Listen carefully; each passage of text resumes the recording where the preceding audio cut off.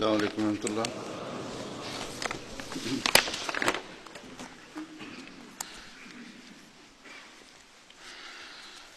أشهد أن لا إله إلا الله وحده لا شريك له وأشهد أن محمدا عبده ورسوله. أما بعد فأعوذ بالله من الشيطان الرجيم. بسم الله الرحمن الرحيم. الحمد لله رب العالمين الرحمن الرحيم مالك يوم الدين. إياك نعبد وإياك نستعين. اهدنا الصراط المستقيم صراط الذين أنعمت عليهم غير المغضوب عليهم ولا الضالين.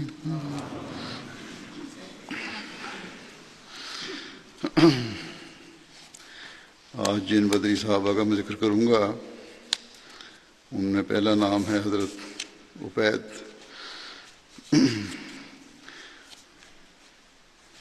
ان کا نام حضرت عبید بن ابو عبید انصاری اوسی تھا پورا نام. ابن ہشام کے مطابق آپ قبیلہ اوس کے خاندان بنو امیہ سے تعلق رکھتے تھے. حضرت عبید رسول اللہ صلی اللہ علیہ وسلم کے ہمراہ غزوہ بدر، غزوہ احد اور غزوہ خندق میں شامل ہوئے تھے. اس سے زیادہ ان کی مزید تفصیل نہیں ہے. دوسرے جن صحابی کا ذکر ہے ان کا نام ہے حضرت عبداللہ بن نعمان بن بلدمہ. حضرت عبداللہ کے دادا کا نام بلدمہ یا بلزمہ بھی بیان کیا جاتا ہے. حضرت عبداللہ بن نعمان کا تعلق انصار کے قبیلہ خزرج کے خاندان بنو خناس سے تھا. حضرت عبداللہ بن نعمان حضرت ابو قتادہ کے چچا بھائی تھے. حضرت عبداللہ بن نعمان کو غزوہ بدر اور غزوہ احد میں شامل ہونے کی سعادت ملی. پھر جن صحابی کا ذکر کرنا ہے ان کا نام ہے حضرت عبداللہ بن عمیر. حضرت عبداللہ بن عمیر کا تعلق قبیلہ بنو جزارہ سے تھا. آپ غزوہ بدر میں شریک ہوئے تھے. ایک قول کے مطابق آپ کے والد کا نام عمیر کے بجائے عبید بھی بیان ہوا ہے. اسی طرح بعض نے آپ کے دادا کا نام عدی بیان کیا ہے جبکہ بعض نے حارثہ بیان کیا ہے. ابن ہشام نے آپ کا قبیلہ بنو جدارہ بیان کیا ہے جبکہ ابن اسحاق نے بنو حارثہ بیان کیا ہے. دونوں ہی تاریخ لکھنے والے ہیں. پھر جن صحابی کا ذکر ہے ان کا نام ہے حضرت عمر بن حارث.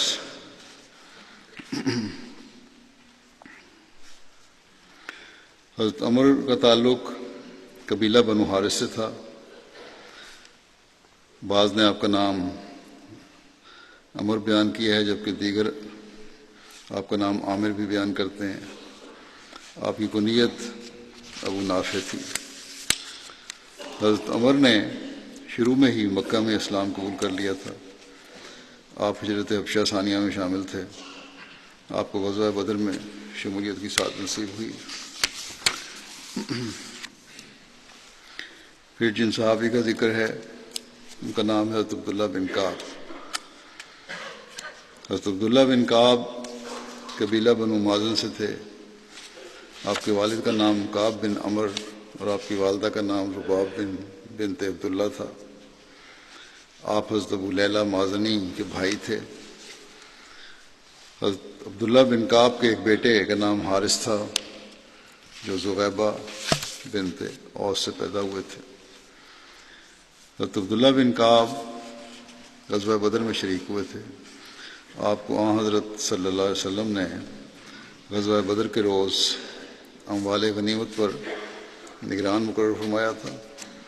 اس کے علاوہ دیگر مواقع پر بھی آپ کو نبی کریم صلی اللہ علیہ وسلم کے اموال خمس پر نگران بننے کی سعادت نصیب ہوئی۔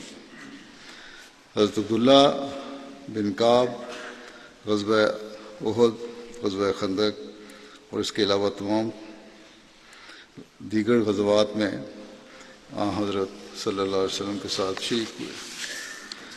حضرت عبداللہ بن کعب کی وفات مدینہ میں حضرت عثمان کے دور خلافت میں 33 ہجری میں ہوئی اور آپ کی نماز جنازہ حضرت عثمان نے پڑھائی۔ آپ کی کنیت ابو حارث کے علاوہ ابو یحییٰ بھی بیان کی جاتی ہے۔ پھر جن صحابی کا ذکر ہے ان کا نام ہے حضرت عبداللہ بن قیس۔ حضرت عبداللہ بن قیس قبیلہ بنو نجار سے تھے۔ آپ کے دادا کا نام سیرت اور تاریخ کی کتب میں زیادہ تر خالد بیان ہوا ہے، تاہم طبقات الکبریٰ میں ان کا نام خلدہ لکھا ہے۔ حضرت عبداللہ بن قیس کے بیٹے کا نام عبد الرحمن اور بیٹی کا نام عمیرہ تھا۔ ان دونوں کی والدہ کا نام سعاد بنت قیس تھا۔ ان کے علاوہ آپ کی ایک اور بیٹی تھی جس کا نام ام عون تھا۔ حضرت عبداللہ بن قیس غزوہ بدر اور غزوہ احد میں شریک ہوئے۔ عبداللہ بن محمد بن عمارہ انصاری کے مطابق آپ غزوہ احد میں شہید ہوئے تھے، جبکہ دوسرے قول کے مطابق آپ غزوہ احد میں شہید نہیں ہوئے بلکہ آپ زندہ رہے اور حضرت صلی اللہ علیہ وسلم کے ساتھ تمام غزوات میں شریک ہوئے اور آپ نے حضرت عثمان کے دور خلافت میں وفات پائی۔ مختلف بعض جگہ اختلاف ہو جاتا ہے تاریخ کی کتب میں، اس لیے میں بیان کر دیتا ہوں۔ پھر جن صحابی کا ذکر ہے ان کا نام ہے حضرت سلمہ بن اسلم۔ حضرت سلمہ بن اسلم قبیلہ بنو حارثہ بن حارث سے تھے۔ آپ کے والد کا نام اسلم تھا۔ ایک قول کے مطابق آپ کے دادا کا نام حریش تھا، جبکہ دوسرے قول کے مطابق حریث تھا۔ آپ کی کنیت ابو سعد تھی۔ حضرت سلمہ بن اسلم کی والدہ کا نام سعاد بنت رافع تھا۔ حضرت سلمہ بن اسلم غزوہ بدر، غزوہ احد، غزوہ خندق اور اس کے علاوہ دیگر تمام غزوات میں حضرت صلی اللہ علیہ وسلم کے ساتھ شریک ہوئے۔ آپ نے غزوہ بدر میں صائب بن عبید اور نعمان بن عمر کو قید کیا تھا۔ حضرت سلمہ بن اسلم حضرت عمر کے دور خلافت میں جنگ جسر میں شہید ہوئے تھے، جو دریائے فرات کے کنارے لڑی گئی تھی۔ اس کی تفصیل جنگ کی میں نے گزشتہ خطبات میں بیان کر چکا ہوں۔ بہت بڑی جنگ تھی جو مسلمانوں اور ایرانیوں کے درمیان لڑی گئی تھی، اور جسر کا نام ہے، جسر پل کو کہتے ہیں۔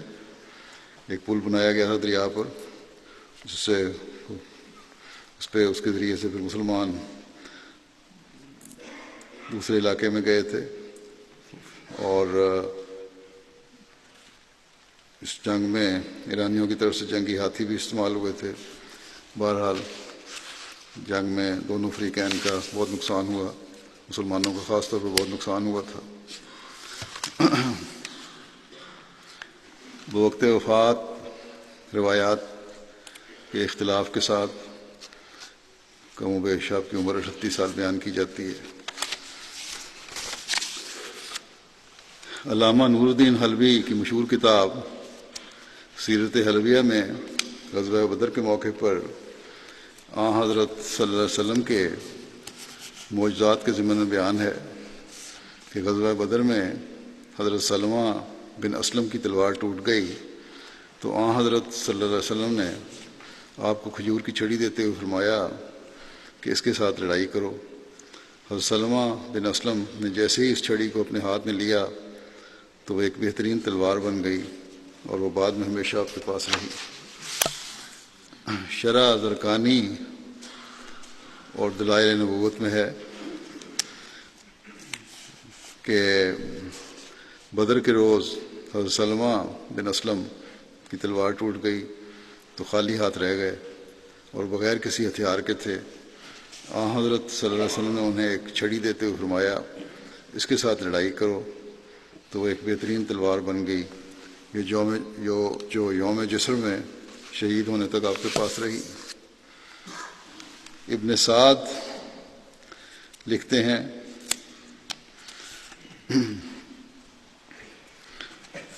کہ غزوہ خندق کے ذکر کے ضمن میں کہ غزوہ خندق کے موقع پر مہاجرین کا جھنڈا حضرت زید بن حارثہ کے پاس تھا اور انصار کا جھنڈا حضرت سعد بن عبادہ کے پاس تھا۔ رسول اللہ صلی اللہ علیہ وسلم نے حضرت سلمہ بن اسلم کو 200 آدمیوں پر نگران مقرر کیا تھا۔ جو ان جھنڈوں کے نیچے مختلف پارٹیاں تھیں ان پہ نگران مقرر کیے گئے تھے، تو حضرت سلمہ کو نگران مقرر کیا گیا تھا 200 آدمیوں پر، اور حضرت زید بن حارثہ کو 300 آدمیوں پر نگران مقرر کیا گیا تھا۔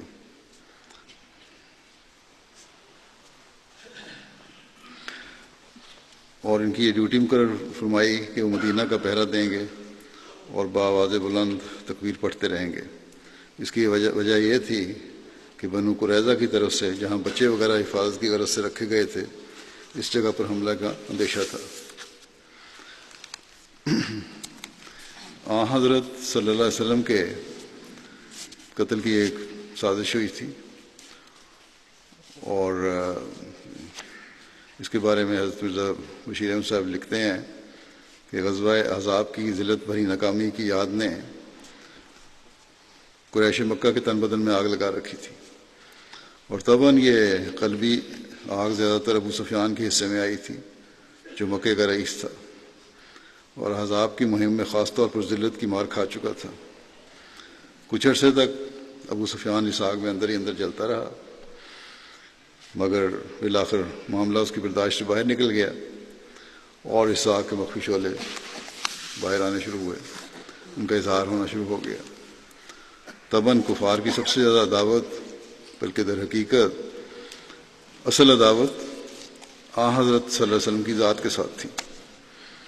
اس لیے ابو سفیان اس خیال میں پڑ گیا کہ جب ظاہری تدبیروں اور ہیلوں اور جنگوں کا کوئی نتیجہ نہیں نکلا تو کیوں نہ کسی مخفی تدبیر سے، کسی بہانے سے، کسی ہیلے سے حضرت محمد مصطفیٰ صلی اللہ علیہ وسلم کا خاتمہ نہ کر دیا جائے، کیوں ایسی تدبیر نہ کی جائے۔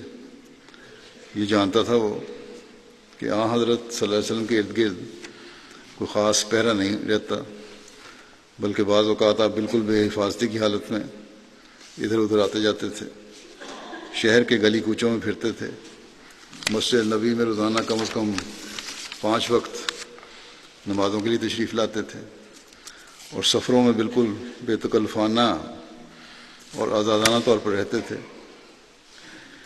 اس سے زیادہ اچھا موقع کسی کرایہ دار قاتل کے لیے کیا ہو سکتا تھا؟ تو یہ خیال آنا تھا کہ ابو سفیان نے اندر ہی اندر حضرت صلی اللہ علیہ وسلم کے قتل کی تجویز پختہ کرنی شروع کر دی۔ جب وہ پورے عزم کے ساتھ اس ارادے پر جم گیا تو اس نے ایک دن موقع پا کر اپنے مطلب کے چند قریشی نوجوانوں سے کہا کہ کیا تم میں سے کوئی ایسا جوان مرد نہیں جو مدینے میں جا کر خفیہ محمد صلی اللہ علیہ وسلم کا کام تمام کر دے؟ تم جانتے ہو کہ محمد کھلے طور پر مدینے کی گلی کوچوں میں پھرتا ہے، جس طرح اس نے اپنی زبان میں کہا حضرت صلی اللہ علیہ وسلم متعلق۔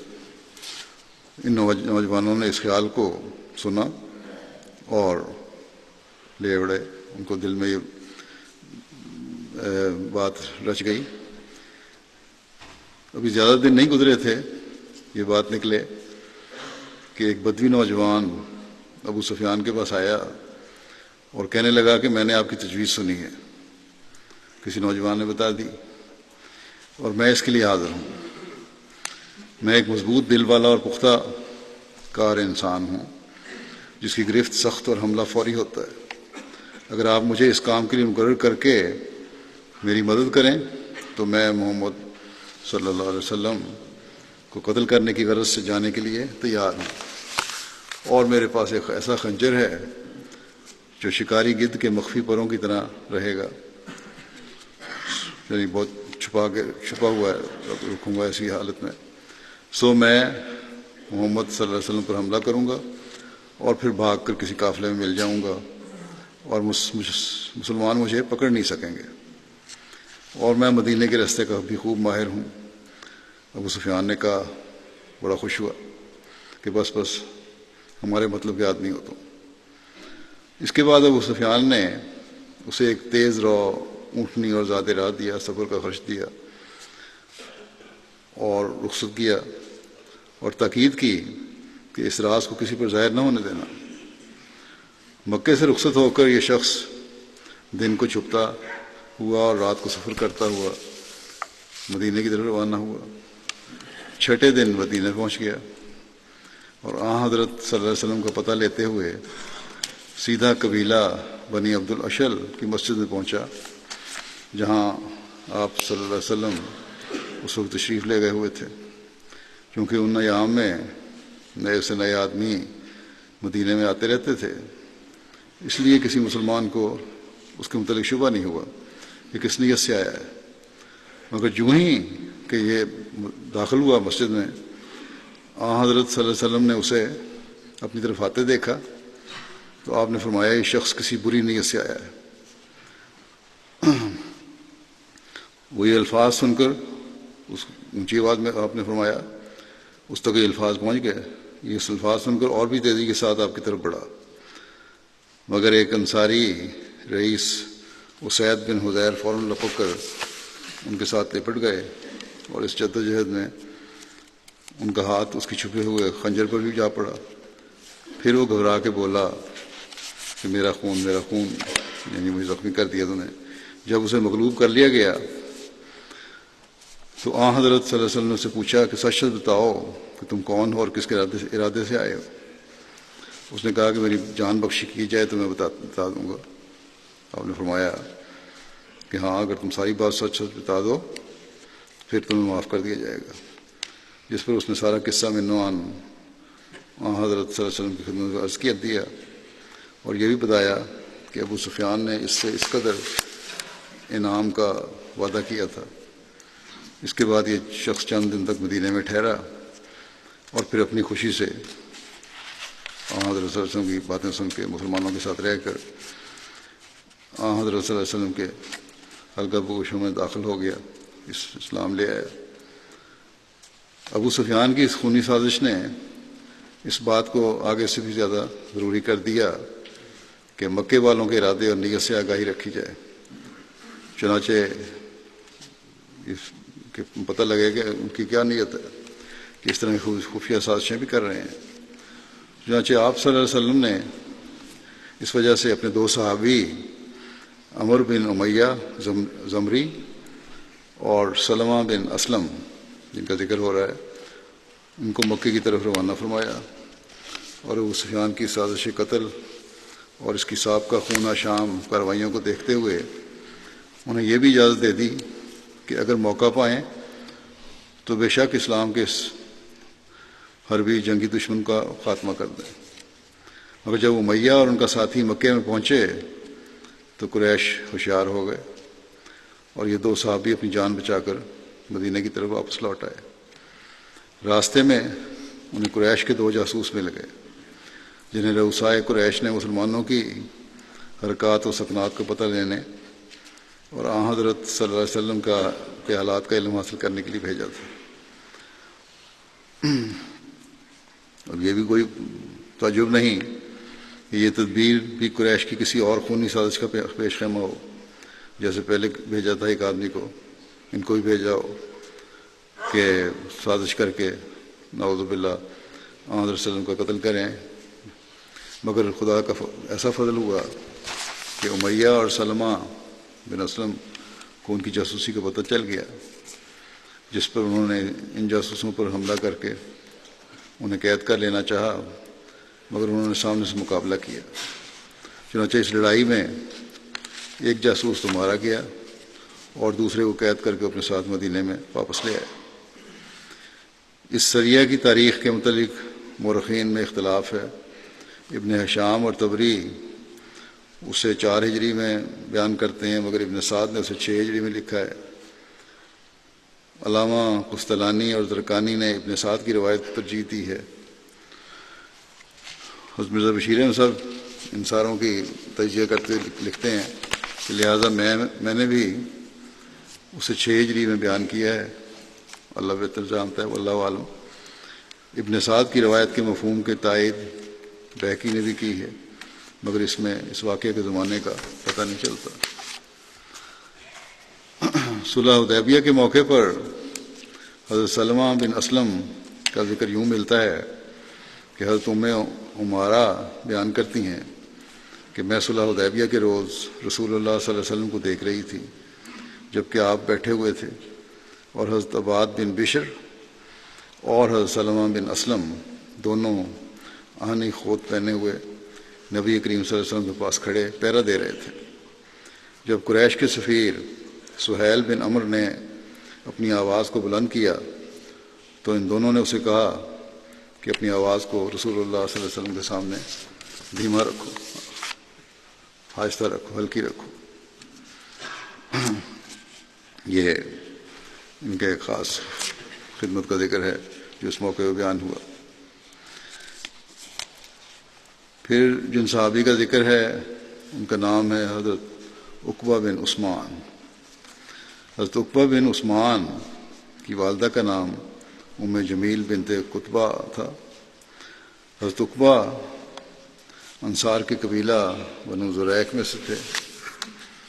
حضرت عقبہ اور آپ کے بھائی حضرت سعد بن عثمان کو غزوہ بدر اور غزوہ احد میں شامل ہونے کی سعادت نصیب ہوئی تھی۔ مختلف تاریخی کتب میں بیان کیا جاتا ہے کہ غزوہ احد کے موقع پر جو چند لوگ حملے کی شدت سے وقتی طور پر بھاگ اٹھے تھے، ان میں سے 2 شخص حضرت عقبہ بن عثمان اور حضرت سعد بن عثمان بھی تھے، یہاں تک کہ وہ آوس کے بالمقابل ایک پہاڑ جلب پر پہنچ گئے اور 3 روز تک وہاں قیام کیا۔ آوس مدینہ سے چند میل کے فاصلے پر ایک مقام ہے۔ پھر جب وہ دونوں واپس رسول کریم صلی اللہ علیہ وسلم کے خدمت میں حاضر ہوئے تو انہوں نے اس بات کا ذکر کیا تو رسول اللہ صلی اللہ علیہ وسلم نے فرمایا لقد ذهبتم فیہا عریضا، یعنی تم اس طرف چل دیے جس میں کشادگی تھی۔ بہرحال حضرت صلی اللہ علیہ وسلم نے بڑے ان کی چشم پوشی فرمائی اور ان کی غلطی سے درگزر فرمایا، کوئی بات پرس نہیں کی۔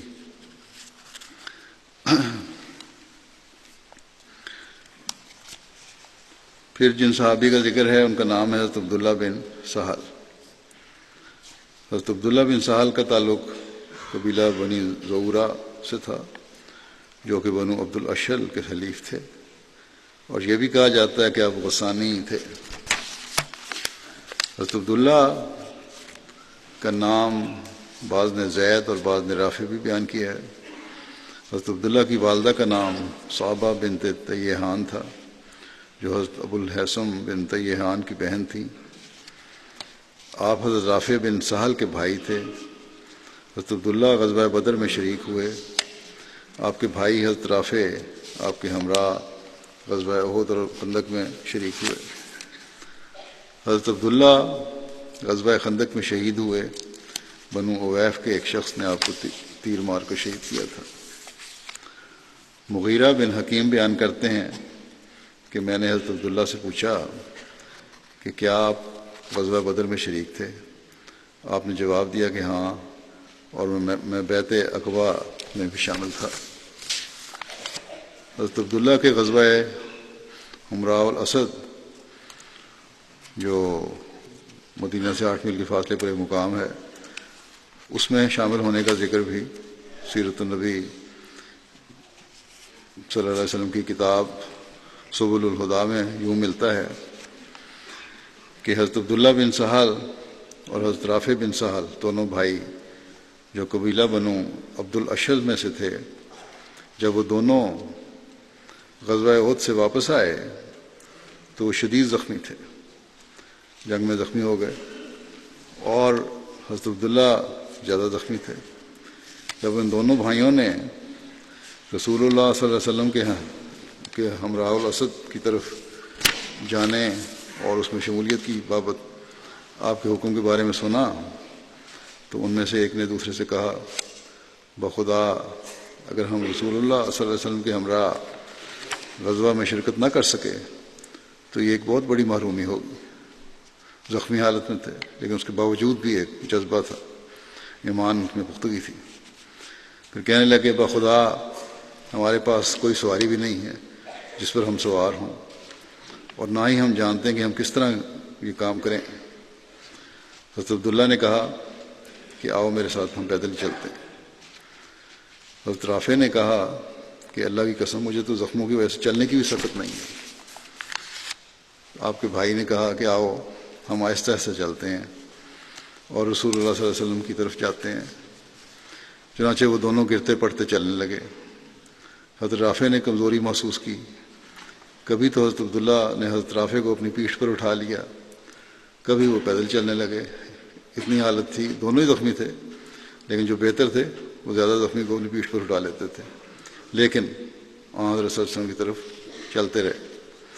کمزوری کی وجہ سے وہ حرکت بھی نہیں کر سکتے تھے، بعض دفعہ ایسی حالت ہوتی تھی، یہاں تک کہ عشاء کے وقت وہ دونوں رسول اللہ صلی اللہ علیہ وسلم کی خدمت میں حاضر ہو گئے۔ صحابہ کرام اس وقت آگ جلا رہے تھے، ایک ڈیرا ڈال لیا تھا، رات کا وقت تھا، تو آپ دونوں کو رسول اللہ صلی اللہ علیہ وسلم کی خدمت میں پیش کیا گیا۔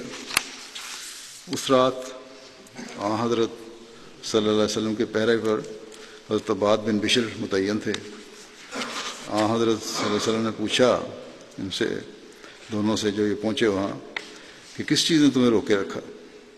تو ان دونوں نے اس کا سبب بتایا کہ کیا وجہ ہوگی۔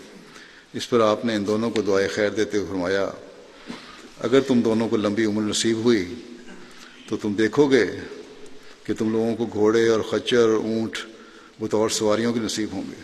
ابھی تم گرتے پڑتے پیدل آئے ہو، لیکن لمبی زندگی پاؤ گے تو یہ دیکھو گے یہ سب سواریاں تو میسر آ جائیں گی، لیکن ساتھ یہ بھی فرمایا کہ لیکن وہ تمہارے لیے تم دونوں کے اس سفر سے بہتر نہیں ہوں گی جو تم نے پیدل گرتے پڑتے کیا ہے۔ جو اس کی ثواب ہے اس کا، اور جس کا اجر ملے گا، اور جو اس کی برکات ہیں وہ بہت زیادہ۔ غزوہ ہمراہ الاسد کی تفصیل کہ کیا تھا جس کے لیے یہ لوگ گئے تھے حضرت صلی اللہ علیہ وسلم کے پیچھے، اس کے بارے میں کچھ تفصیل حضرت مرزا بشیر احمد صاحب نے لکھی ہے کہ نبی کریم اور آپ کے اصحاب کی غزوہ احد سے واپسی اور غزوہ ہمراہ الاسد کی تفصیل اس طرح ہے کہ جنگ کے بعد، احد کی جنگ کے بعد جو رات تھی مدینہ میں سخت خوف کی رات تھی، کیونکہ باوجود اس کے کہ بظاہر لشکر قریش نے مکہ کی راہ لے لی تھی، یہ اندیشہ تھا کہ یہ فعل مسلمانوں کو غافل کرنے کی نیت سے نہ ہو، کہ ظاہر تو تھوڑی احد کی جنگ میں وہ جیتے ہوئے تھے اور مکہ واپس لوٹ رہے تھے، لیکن مسلمانوں کو یہ فکر تھی کہ کہیں یہ نہ ہو کہ یہ بھی کوئی چال ہو اور پھر واپس لوٹ آئے مدینہ پر حملہ کرنے کے لیے، اور اچانک لوٹ کر مدینہ پر حملہ آور ہو جائیں۔ لہٰذا اس رات کو مدینہ میں پہرے کا انتظام کیا گیا، اسی احتیاط کی وجہ سے، شک کی وجہ سے، اور حضرت صلی اللہ علیہ وسلم کے مکان کا خصوصیت سے تمام رات صحابہ نے پہرا دیا۔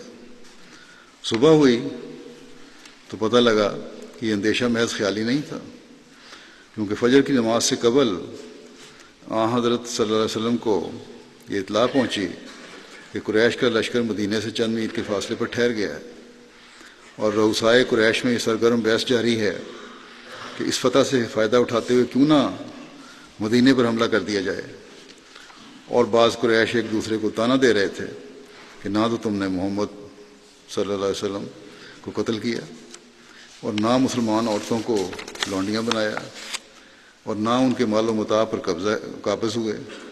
قبضہ کیا، بلکہ جب تم ان پر غالب آئے اور تمہیں یہ موقع ملا کہ تم ان کو ملیا میٹ کر دیتے تو تم انہیں یوں ہی چھوڑ کر واپس چلے آئے ہو تاکہ وہ پھر زور پکڑ جائیں۔ بس اب بھی موقع ہے کہ واپس چلو اور مدینے پر حملہ کر کے مسلمانوں کی جڑ کاٹ دو۔ اس کے مقابل دوسرے بعض یہ بھی کہتے تھے کہ تمہیں ایک فتح حاصل ہوئی ہے، اسے غنیمت سمجھو اور مکہ واپس لوٹ چلاؤ، ایسا نہ ہو کہ شہرت بھی کھو بیٹھو جو تمہیں حاصل ہوئی ہے اور یہ فتح جو ہے شکست کی صورت میں بدل جائے، کیونکہ اب اگر تم لوگ واپس لوٹے اور مدینہ پر حملہ آور ہوئے تو یقیناً مسلمان جان توڑ کر لڑیں گے، اور جو لوگ احد میں شامل نہیں ہوئے تھے وہ بھی میدان میں نکل آئیں گے۔ مگر بالآخر جو شیلے لوگوں کی رائے غالب آئی اور قریش مکہ کی طرف واپس لوٹنے کے لیے تیار ہو گئے۔ حضرت صلی اللہ علیہ وسلم کو جب ان واقعات کی اطلاع ہوئی تو آپ نے فوراً اعلان فرمایا کہ مسلمان تیار ہو جائیں، مگر ساتھ ہی یہ بھی حکم دیا کہ سوائے ان لوگوں کے جو احد میں شریک ہوئے تھے اور کوئی ہم شخص ہمارے ساتھ نہ نکلے۔ چنانچہ احد کے مجاہدین جن میں سے اکثر زخمی تھے، اور 2 زخمیوں کا ذکر تو میں نے کر ہی دیا، اپنے زخموں کو باندھ کر اپنے آقا کے ساتھ ہو لیے، اور لکھا ہے کہ اس موقع پر مسلمان ایسی خوشی اور جوش کے ساتھ نکلے کہ جیسے کوئی فاتح لشکر فتح کے بعد دشمن کے تعاقب میں نکلتا ہے۔ 8 میل کا فاصلہ طے کر کے آپ صلی اللہ علیہ وسلم ہمراہ الاسد میں پہنچے، جہاں 2 مسلمانوں کی لاشیں تھیں میدان میں پڑی ہوئی ملی ان کو۔ تحقیقات پر معلوم ہوا کہ وہ جاسوس تھے جو حضرت صلی اللہ علیہ وسلم نے قریش کے پیچھے روانہ کیے تھے، مگر جنہیں قریش نے موقع پا کر قتل کر دیا تھا۔ حضرت صلی اللہ علیہ وسلم نے ان شہداء کو ایک قبر کھدوا کر اس میں اکٹھا دفن کروا دیا، اور اب چونکہ شام ہو چکی تھی آپ نے وہیں ڈیرا ڈالنے کا حکم دیا اور فرمایا کہ میدان میں مختلف مقامات پر آگ روشن کر دی جائے، وسیع جگہ پر آگیں جلا دی جائیں۔ چنانچہ دیکھتے ہی دیکھتے ہمراہ الاسد کے میدان میں 500 آگیں شعلہ زن ہو گئیں، جو ہر دور سے دیکھنے والے کے دل کو مروب کرتی تھی۔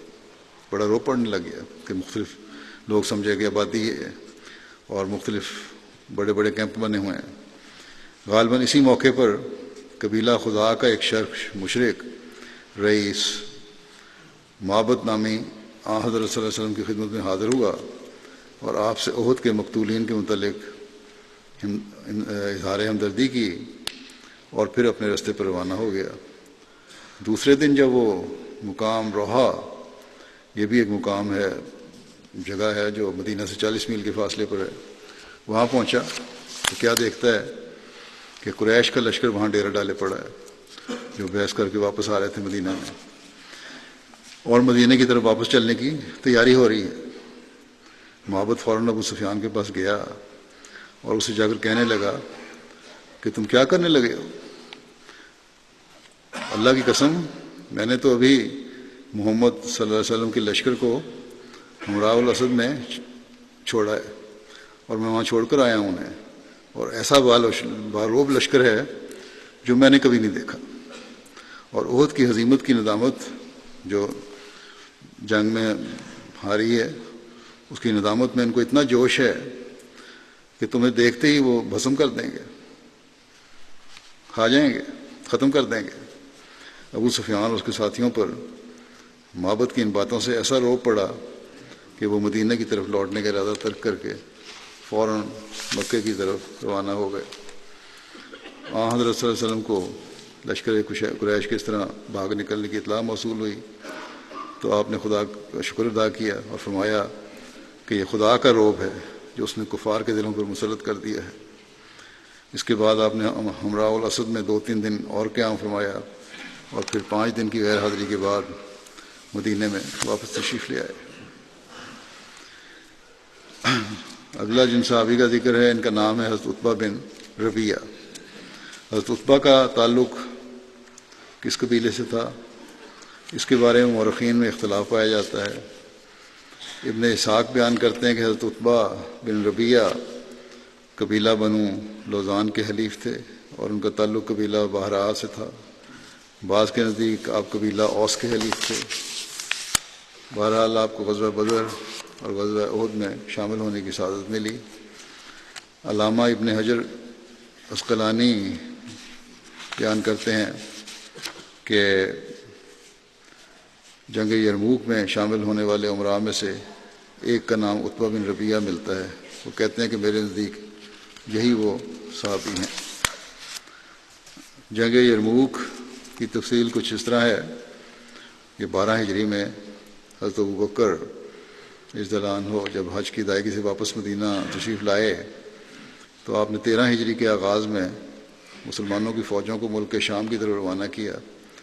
چنانچہ حضرت عمر بن عاص کو فلسطین کی طرف، یزید بن ابو سفیان، حضرت عبیدہ بن الجراح اور حضرت شرحبیل بن حسنہ کو حکم دیا کہ شام کے بالائی علاقے جلکا پر سے ہوتے ہوئے تبوکیہ چلے جائیں۔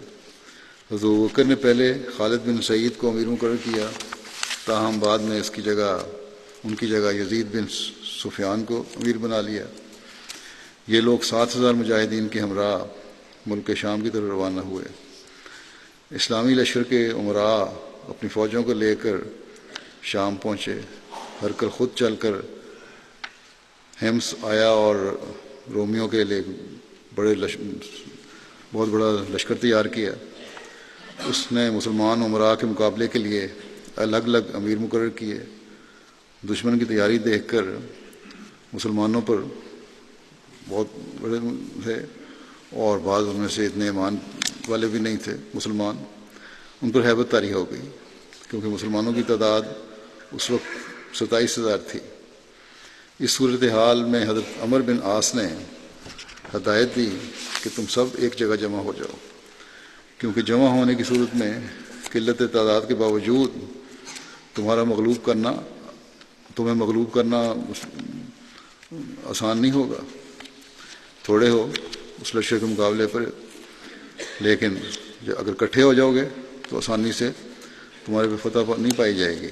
اگر علیحدہ رہے ہر لیڈر کے اندر تو یاد رکھو تم میں سے ایک بھی ایسا باقی نہیں رہے گا جو کسی آگے والے کے کام آ سکے، کیونکہ ہم میں سے ہر ایک پر بڑی بڑی فوجیں مسلط کر دی گئی ہیں۔ چنانچہ طے یہ ہوا کہ یرموک کے مقام پر سب مسلمان فوجیں اکٹھی ہو جائیں۔ یہی مشورہ حضرت ابوبکر نے بھی مسلمانوں کو بھجوایا اور فرمایا کہ جمع ہو کر ایک لشکر بن جاؤ اور اپنی فوجوں کو مشرکین کی فوجوں سے بھڑا دو۔ تم اللہ کے مددگار ہو، اللہ اس کا مددگار ہے جو اللہ کا مددگار ہے، اور وہ اس کو رسوا کرنے والا ہے جس نے اس کا انکار کیا۔ تم جیسے لوگ قلت تعداد کی وجہ سے کبھی مغلوب نہیں ہو سکتے۔ حضرت ابوبکر نے پیغام بھجوایا کہ بے شک تم تھوڑے ہو، لیکن اگر ایمان ہے اور اکٹھے ہو کے کرو گے تو کبھی مغلوب نہیں ہو سکتے، کیونکہ تم خدا تعالیٰ کی خاطر لڑ رہے ہو۔ پھر فرمایا کہ 10,000 بلکہ اس سے بھی کہیں زیادہ اگر گناہوں کی طرفدار بن کر اٹھیں گے تو وہ 10,000 سے ضرور مغلوب ہو جائیں گے۔ تعداد کی فکر نہ کرو، لیکن کیونکہ اگر تم 10,000 ہو یا اس سے بھی زیادہ ہو، لیکن اگر گناہوں کی کرنے والے ہیں اور غلط کام کرنے والے ہیں تو پھر ضرور مغلوب ہوں گے۔ لہذا تم گناہوں سے بچو، اپنے آپ کو پاک بھی کرو اور ایک ہو جاؤ، اکائی پیدا کرو اور یرموک میں مل کر کام کرنے کے لیے جمع ہو جاؤ۔ تم میں سے ہر ایک امیر اپنی فوج کے ساتھ نماز ادا کرے۔ سفر 13 ہجری سے لے کر ربیع الثانی تک مسلمانوں نے رومی لشکر کا محاصرہ کیا، تاہم مسلمانوں کو اس دوران کامیابی نہیں ملی۔ اس دوران حضرت ابوبکر نے حضرت خالد بن ولید کو بطور کمک کے عراق سے یرموک پہنچنے کا حکم دیا۔ حضرت خالد بن ولید اس وقت عراق کے گورنر تھے۔ حضرت خالد کے پہنچنے سے قبل تمام امراء الگ الگ اپنی فوج کو لے کر لڑ رہے تھے، تاہم حضرت خالد نے وہاں پہنچ کر تمام مسلمانوں کو ایک امیر مقرر کرنے کی نصیحت کی اس پر سب نے حضرت خالد بن ولید کو امیر مقرر کر لیا۔ رومیوں کے لشکر کی تعداد 2 لاکھ یا 2,40,000 کے قریب بیان کی جاتی ہے، اور اس کے مقابلے میں مسلمانوں کے لشکر کی تعداد 37,000 سے لے کر 46,000 تک بیان کی جاتی ہے، تقریباً 5واں حصہ تھی۔ رومی لشکر کا یہ عالم تھا ان کی طاقت کا کہ 80,000 کے پاؤں میں بیڑیاں پڑی ہوئی تھیں اور 40,000 آدمی زنجیروں میں بندھے ہوئے تھے، تاکہ جان دینے کے سوا بھاگنے کا ان کو خیال بھی نہ آئے۔ 1,20,000 آدمی ایسا تھا جن کو اس لیے باندھا گیا تھا کہ صرف انہوں نے لڑنا ہے اور مرنا ہے، اس کے علاوہ کچھ نہیں، اور 40,000 آدمیوں نے خود کو اپنی پگڑیوں کے ساتھ باندھا ہوا تھا، اور 80,000 سوار اور 80,000 پیدل تھے۔ بے شمار پادری لشکر کو جوش دلانے کے لیے رومی لشکر کے ساتھ تھے۔ اسی جنگ کے دوران حضرت ابوبکر رضی اللہ عنہ جمادی الاولیٰ میں بیمار ہوئے اور جمادی اخریٰ میں وفات پائی۔ انا للہ و انا الیہ راجعون۔ حضرت خالد نے اس جنگ میں مسلمانوں کے لشکر کو بہت سارے دستوں میں تقسیم کر دیا، جن کی تقسیم 36 سے لے کر 40 تک بیان کی جاتی ہے، لیکن ایک ہی امیر کے تحت لڑ رہے تھے۔ ان دستوں میں سے ایک دستے کے نگران حضرت عتبہ بن ربیعہ تھے۔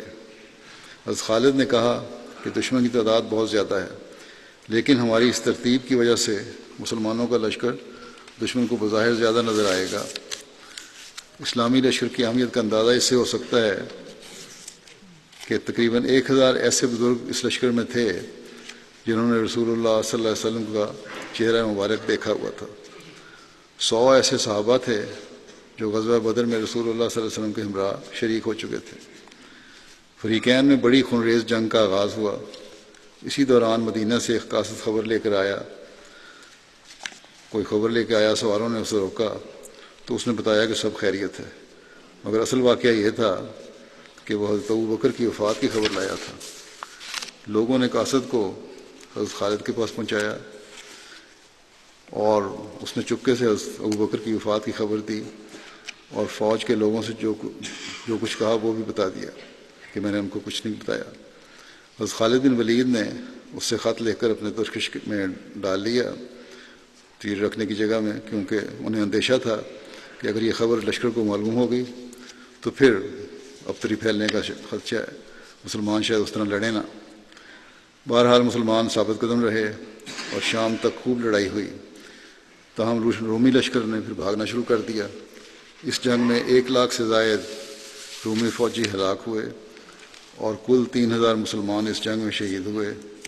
ان شہداء میں حضرت اکرمہ بن ابو جہل بھی تھے۔ کیسر کو جب اس ہزیمت کی خبر ملی تو وہ اس وقت ہمس میں مقیم تھا، وہ فوراً وہاں سے نکل کے بھاگ گیا۔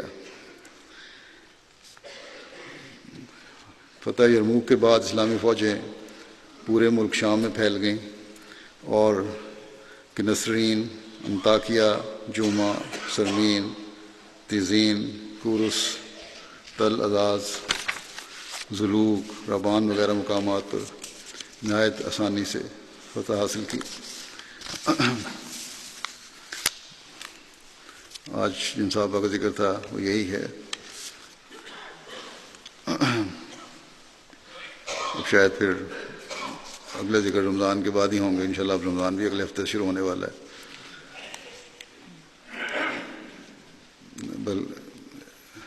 اب ایک ذکر میں کرنا چاہتا ہوں، ایک جنازہ پڑھاؤں گا نماز جمعہ کے بعد، جو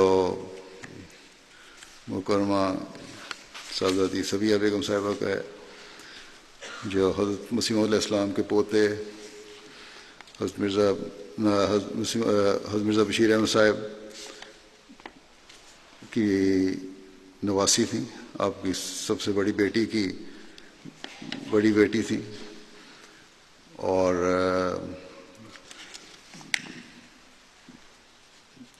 حضرت مرزا رشید احمد صاحب کی بیٹی تھی۔ حضرت مسلم موعود رضی اللہ عنہ اور حضرت ام ناصر رضی اللہ عنہ کے بیٹے مرزا انور احمد صاحب کی اہلیہ تھیں۔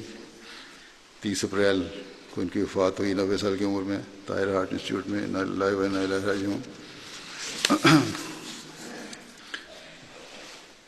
اور اس رشتے سے میری ممانی بھی تھیں.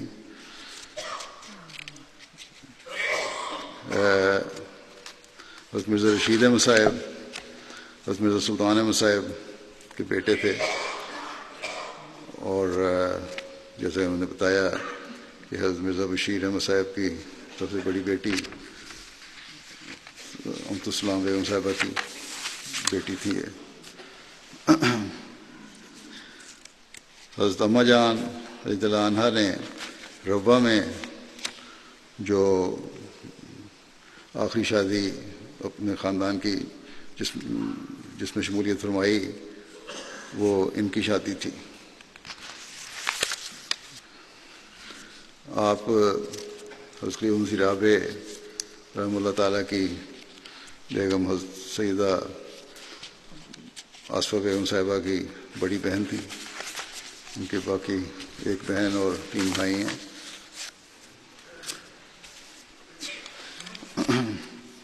آپ کی ہمشیرہ انیسہ فوزیہ صاحب لکھتی ہیں کہ اپنے والدین کی سب سے بڑی بیٹی تھیں، اس لیے اکثر فیصلوں میں والدین ان کی رائے کو بڑی اہمیت دیتے تھے، کیونکہ بڑی سمجھدار بھی تھیں، بڑا اعتماد کرتے تھے ان پہ، اور یہ بھی اپنے والدین کے اعتماد پر ہمیشہ پورا اتریں، اور اپنے چھوٹے بہن بھائیوں کی بھی پرورش کی، اچھی طرح تربیت کرنے کی کوشش کی. یہ لکھتی ہیں کہ میرے لیے حضرت مسلم موعود کے کسی بیٹے کے رشتے کے حوالے سے بات چلی تو حضرت مسلم موعود نے فرمایا کہ اچھا خاندان ہے، اس گھرانے سے 2 بہنیں میرے بہویں ہیں، یعنی ایک یہ جن کی وفات کا میں ذکر کر رہا ہوں، اور ایک حضرت خلیفہ مسیح رابع رحمۃ اللہ کی بیگم. فرمایا کہ 2 بہنیں میری بہویں ہیں جو بہت پیار کرنے والی اور خاندان کو جوڑنے والی ہیں. ان کے بیٹے لکھتے ہیں کہ میری والدہ نہایت سادہ، غریب پرور اور ہر کسی کے دکھ سکھ میں کام آنے والی تھیں.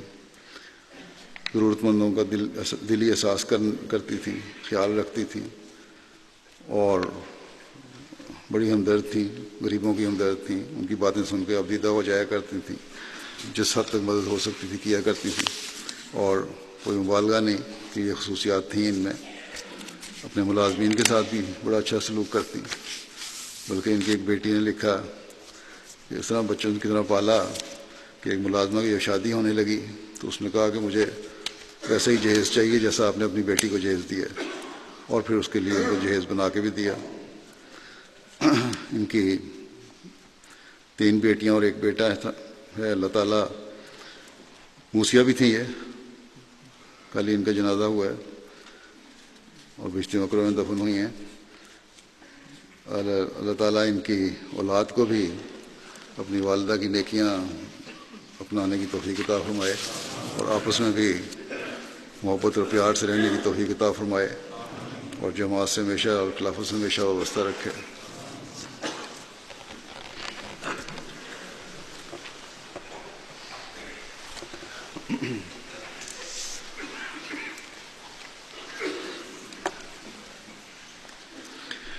الحمد لله نحمده ونستعينه ونستغفره ونؤمن به ونتوكل عليه ونعوذ بالله من شرور أنفسنا ومن سيئات أعمالنا. من يهده الله فلا مضل له ومن يضلل فلا هادي له. ونشهد أن لا إله إلا الله ونشهد أن محمدا عبده ورسوله. عباد الله رحمكم الله، إن الله يأمر بالعدل والإحسان وإيتاء ذي القربى وينهى عن الفحشاء والمنكر والبغي يعظكم لعلكم تذكرون. اذكروا الله يذكركم وادعوه يستجب لكم ولذكر الله أكبر.